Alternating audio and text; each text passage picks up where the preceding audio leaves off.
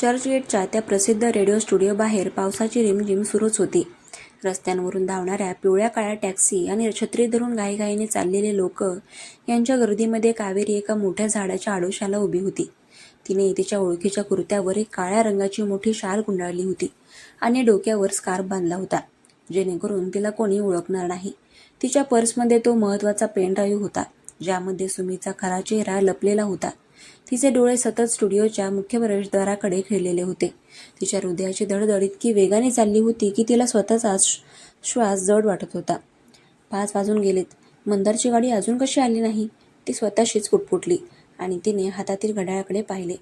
तितक्यात धुक्यातून आणि पावसातून मार्ग काढत मंदारची ती ओळखीची काळी SUV स्टुडिओच्या बाहेर येऊन थांबली. कावेरीने सुटकेचा श्वास सोडला, पण दुसऱ्या क्षणी तिचे डोळे विस्फारले. गाडीच्या पुढच्या सीटवरून पहिल्यांदा सुमित खाली उतरला. त्याने हातामध्ये छत्री धरली आणि मागचा दरवाजा उघडला. मंदार गाडीतून बाहेर आला. मंदारचा चेहरा पूर्णपणे निर्जीव आणि थकल्यासारखा दिसत होता. त्याच्या उजव्या हाताला पांढरी पट्टी बांधलेली होती. सुमितने त्याच्या डोक्यावर छत्री धरली आणि दोघेही सुरक्षा रक्षकांच्या गराड्यात थेट स्टुडिओच्या आतमध्ये निघून गेले. कावेरी तिथेच थांबली. तिला माहिती होते की ती थेट आत जाऊ शकत नाही, कारण सुमित तिच्यावर लक्ष ठेवून असेल. तिला मंदार एकटा मिळण्याची वाट पाहावी लागणार होती. ती गुपचूप स्टुडिओच्या मागील बाजूच्या कर्मचाऱ्यांच्या दरवाजातून आतमध्ये शिरली. तिथे तिची एक जुनी मैत्रीण नेहा आरजे म्हणून काम करत होती. कावेरीने आधीच नेहाला फोन करून थोडी कल्पना दिली होती. कावेरी, तू वेडी आहेस का?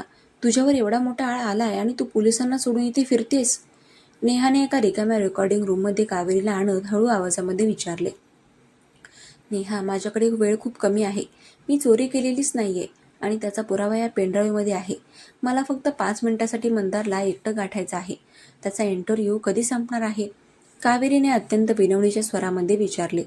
त्याचा लाईव्ह इंटरव्ह्यू सुरू झालाय. पुढच्या अर्ध्या तासामध्ये तो संपेल. इंटरव्ह्यू संपल्यावर तो बाजूच्या VIP ग्रीन रूममध्ये फ्रेश व्हायला जाईल. मी सुमितला बाहेर कॅन्टीनमध्ये कोणत्या तरी कामाच्या बहाण्याने गुंतवून ठेवते. तू त्यावेळी आतमध्ये जा, पण लवकर कर. जर पोलिसांना समजलं तर खूप मोठा प्रॉब्लेम होईल. नेहाने मदतीचा हात पुढे केला. थँक्स नेहा, मी तुझे हे उपकार कधीच विसरणार नाही, कावेरी म्हणाली आणि ती ग्रीन रूमच्या बाहेरील कॉरिडॉरमध्ये दबा धरून बसली. पलीकडच्या मुख्य स्टुडिओमध्ये मंदार माईकसमोर बसला होता. आरजे त्याला त्याच्या नवीन गाण्याबद्दल आणि पुण्याच्या कॉन्सर्टच्या यशाबद्दल विचारत होती. पण मंदारचे लक्ष कुठेच नव्हते. तो फक्त हो आणि नाही अशी कोरडी उत्तरे देत होता. मंदार सर, तुमच्या प्रत्येक गाण्यामध्ये एक वेगळीच भावना असते, पण आज तुमच्या आवाजामध्ये थोडी उदासी जाणवते. काय कारण आहे याचं? आरजेने सहज विचारलं. मंदारने क्षणभर शांत राहून काचेच्या पलीकडे पाहिलं. त्याला पुन्हा एकदा कावेरीचा तो रडणारा चेहरा आठवला. कधी कधी आपण ज्या माणसांवर सर्वात जास्त विश्वास ठेवतो, तोच माणूस जेव्हा आपला विश्वास धुळीस मिळवतो, तेव्हा सुरांमध्ये उदासी येणं स्वाभाविक आहे, मंदारने अत्यंत जड अंतकरणाने सांगितलं. त्याचे हे शब्द स्टुडिओच्या बाहेर स्पीकरवरून कावेरीच्या कानावर पडले. तिचे डोळे पुन्हा एकदा ओले झाले. मंदार, मी तुमचा विश्वास कधीच तोडला नाही. आज तुम्हाला ते स्वतः पाहावं लागेल, ती स्वतःशीच म्हणाली. बरोबर 5:30 वाजता इंटरव्ह्यू संपला. मंदार माईक काढून उठला आणि तो थेट VIP ग्रीन रूमच्या दिशेने निघाला. सुमित त्याच्यासोबत जात होता, पण नेहाने मध्ये सुमितला थांबवलं. सुमित सर, डायरेक्टर सरांचा मुंबईहून फोन आहे. त्यांना तुमच्याशी तातडीने बोलायचं आहे. प्लीज तुम्ही माझ्या केबिनमध्ये येता का? सुमितने मंदारकडे पाहिलं. मंदार, तू आत चल, मी 2 मिनिटात आलो. मंदार ग्रीन रूममध्ये गेला आणि त्याने आतून दरवाजा ओढून घेतला. कावेरीने हीच संधी साधली. तिने आजूबाजूला पाहिले. कॉरिडॉर रूममध्ये कोणीच नव्हते. तिने हळूच ग्रीन रूमचा दरवाजा उघडला आणि ती आतमध्ये आली. तिने आत येताच पाठीमागे दरवाजाची कडी लावून घेतली. दरवाजा लॉक झाल्याचा आवाज ऐकून मंदारने आरशातून मागे पाहिले. समोर शाल गुंडाळलेली ओल्या केसांची कावेरी उभी होती. तिला पाहताच मंदारच्या डोळ्यांमध्ये एकाच वेळी राग आणि आश्चर्य उफाळून आले. तो झटकन खुर्चीवरून उठला आणि तिच्या दिशेने वळाला. कावेरी, तुझी हिंमत कशी झाली इथे येण्याची? पोलीस तुला शोधत आहेत आणि तू थेट माझ्या समोर आली आहेस. बाहेर निघ आत्ताच्या आत्ता, मंदार रागाने ओरडला. त्याचा आवाज कमालीचा कडक होता. कावेरी अजिबात मागे सरकली नाही. ती रडत नव्हती. तिच्या डोळ्यांमध्ये एक वेगळाच खंबीरपणा होता. ती पावले टाकत त्याच्या जवळ आली. मंदार, मी बाहेर जाणार नाही. जोपर्यंत तुम्ही माझं ऐकून घेत नाही, तोपर्यंत मी इथून हलणार सुद्धा नाही. तुम्ही मला पोलिसांच्या स्वाधीन करा, मला फरक पडत नाही, पण त्याआधी तुम्हाला हे सत्य पाहावं लागेल. सत्य? अजून काय सत्य पाहायचं बाकी आहे? कायदेशीर पुरावे ओरडून सांगतायत की डेटा तुझ्या लॅपटॉपवरून लीक झालाय. तुझा डिजिटल सिग्नेचर तिथे आहे. तू माझ्या भावनांचा, माझ्या गाण्याचा सौदा केलास. मंदारने तिचा हात जोरात पकडत म्हटले. त्याच्या हाताची पट्टी कावेरीच्या हाताला लागली. मंदार, मला लागतंय, प्लीज सोडा. कावेरीच्या डोळ्यांमध्ये पाणी आलं, पण तिने स्वतःला सावरलं. IP ॲड्रेस माझ्या लॅपटॉपचा आहे, कारण तो माझ्याच लॅपटॉपवरून पाठवला गेलाय. हे खरं आहे, पण तो मेल मी नाही, तर तुमच्या सर्वात जवळच्या माणसाने गेलाय. ज्या दिवशी पुण्याच्या तिकिटांची मीटिंग होती, त्या दिवशी मी 5 मिनिटासाठी बाहेर गेले होते. त्यावेळी कोणीतरी माझ्या केबिनमध्ये शिरून माझी डिजिटल की चोरली आणि तो डेटा लीक केला. हा तुझा नवीन खोटा ड्रामा आहे कावेरी? माझ्या ऑफिसमध्ये असं कोण करेल? मंदारने उपरोधाने विचारले.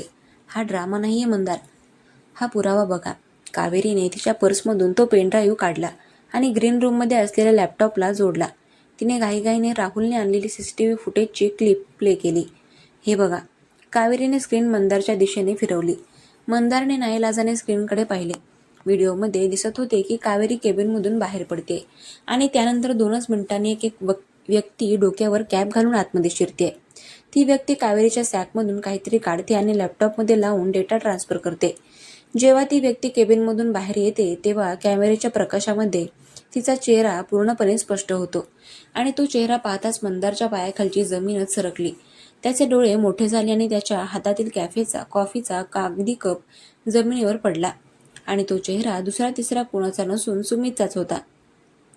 सुमित? मंदारचा आवाज पूर्णपणे बसला होता. त्याचा स्वतःच्या डोळ्यांवर विश्वास बसत नव्हता. सुमित, जो त्याच्या लहानपणापासूनचा मित्र होता, ज्याला मंदारने भावापेक्षा जास्त मानलं होतं, तोच सुमित त्याचा घात करत होता. हो मंदार, सुमितनेच म्युझिक किंग्स कंपनीकडून मोठी रक्कम घेऊन तुमची धून त्यांना विकली आणि आळ माझ्यावर यावा म्हणून त्यांनी माझ्याच केबिनमध्ये माझ्याच लॅपटॉपचा वापर केला, कारण त्याला माहिती होतं की जर आळ माझ्यावर आला तर तुम्ही डोळे झाकून माझ्यावर संशय घ्याल, आणि नेमकं तेच झालं. कावेरीने अत्यंत शांत पण जड आवाजामध्ये सांगितलं. मंदार स्क्रीनकडे पाहतच राहिला. त्याचे डोळे लाल झाले होते आणि त्याचे शरीर रागाने थरथरत होते. त्याला आठवले की महाबळेश्वरला जाण्यापूर्वी सुमितनेच त्याला सांगितले होते की कावेरीवर जास्त विश्वास ठेवू नकोस. तो संपूर्ण कट सुमितनेच रचला होता. तितक्यात ग्रीन रूमच्या दरवाजावर जोरात नॉक झाला. बाहेरून सुमितचाच आवाज आला.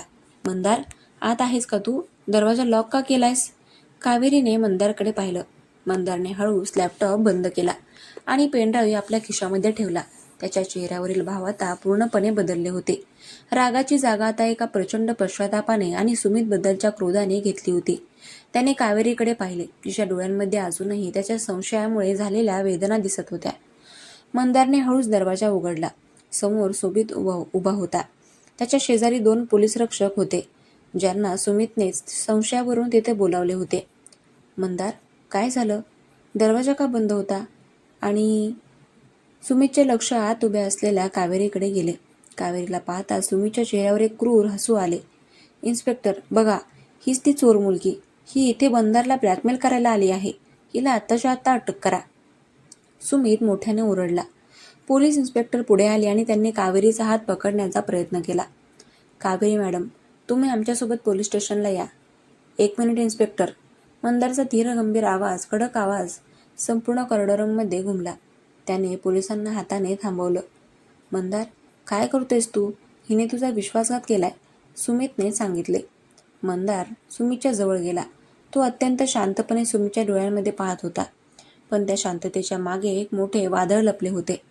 सुमित, तू विचारलं होतं ना की दरवाजा का बंद होता? मी आतमध्ये माझ्या खऱ्या चोराला पाहत होतो. हो, मग अटक करा ना हिला, सुमित म्हणाला.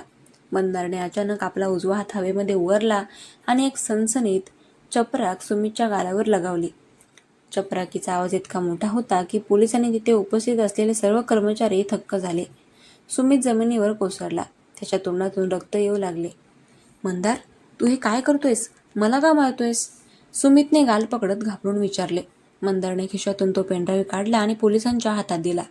इन्स्पेक्टर, खरी चोर कावेरी नाही, हा सुमित आहे. या पेनड्राईव्हमध्ये CCTV फुटेज आहे, ज्यामध्ये हा कावेरीच्या लॅपटॉपवरून डेटा चोरी करताना स्पष्ट दिसतोय. म्युझिक किंग्स कंपनीचे बँक डिटेल्स तपासा. याच्या खात्यावर मोठी रक्कम जमा झाली असेल.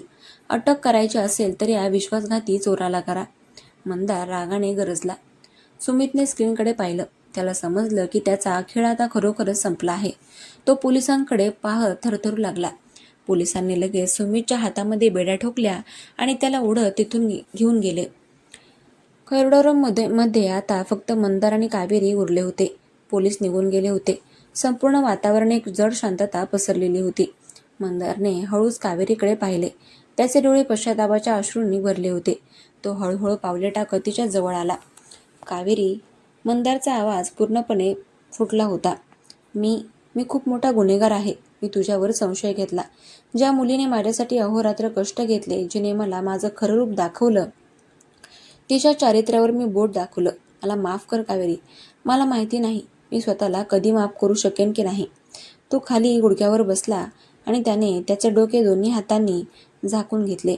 एका मोठ्या डॉक्टरचे सगळे गर्व आज पूर्णपणे धुळीस मिळाले होते. कावेरीने त्याच्याकडे पाहिले. तिच्या मनातील राग आता संपला होता. पण जो संशय त्याने घेतला होता त्याची जखम अजूनही हिरवी होती. ती त्याच्यासमोर खाली बसली. तिने हळूच त्याचे हात त्याच्या चेहऱ्यावरून बाजूला केले. मंदार, उठून उभे राहा. कावेरी अतिशय शांत आणि नैसर्गिक आवाजामध्ये त्याला म्हणाली. मी स्वतःला निर्दोष सिद्ध करण्यासाठी आले होते, तुमच्याकडून बदला घेण्यासाठी नाही. सुमितने जे काही केलं ते कायदेशीर पुरावे पाहून कोणीही संशय घेतला असता. मला तुमच्या रागाचं वाईट वाटलं नाही. मंदार, मला वाईट याचं वाटलं की महाबळेश्वरच्या त्या रात्रीनंतरही तुम्हाला माझ्या मनाचं खरेपण समजलं नव्हतं. तुम्हाला वाटलं की मी पैशासाठी विकली जाऊ शकते. माझी चूक झाली आहे कावेरी. मी वेडा होतो. मला सोडून जाऊ नकोस प्लीज. मंदारने तिचा हात घट्ट पकडत विनवणी केली. कावेरीने हळूच आपला हात त्याच्या हातातून सोडून घेतला. ती उभी राहिली आणि तिने आपली शाल नीट केली. मंदार, सत्य समोर आलंय. माझा कलंक पुसला गेलाय. हेच माझ्यासाठी पुरेसं आहे. पण आपल्या नात्यामध्ये जो विश्वास असायला हवा होता त्याला कुठेतरी तडा गेला आहे. तो विश्वास परत निर्माण व्हायला थोडा वेळ लागेल. मी काही दिवस ऑफिसमधून आणि तुमच्या आयुष्यातून लांब जाऊ इच्छिते. स्वतःला आणि मला थोडा वेळ द्या. ती वळाली आणि तिने मागे न पाहता स्टुडिओच्या बाहेरमध्ये पाऊल टाकले. मंदार तिथे जमिनीवर बसून राहिला. बाहेर पाऊस अजूनही कोसळत होता. जणू काही तो या दोन मनांमधील विरहाच्या अश्रूंना स्वतःमध्ये सामावून घेत होता. दुश्मनी संपली होती. कट कारस्थान उघडे झाले होते. पण प्रेमाच्या परीक्षेमध्ये एक नवीन आणि एक भावनिक वळण आले होते. कथेचा हा 12वा भाग एका अत्यंत भावनिक सस्पेन्स असलेल्या पण विरहाच्या एका गोड आणि नैसर्गिक वळणावर थांबला होता. जिथून पुढे मंदार कावेरीचा गमावलेला विश्वास कसा परत मिळवणार याची उत्सुकता वाढणार होती.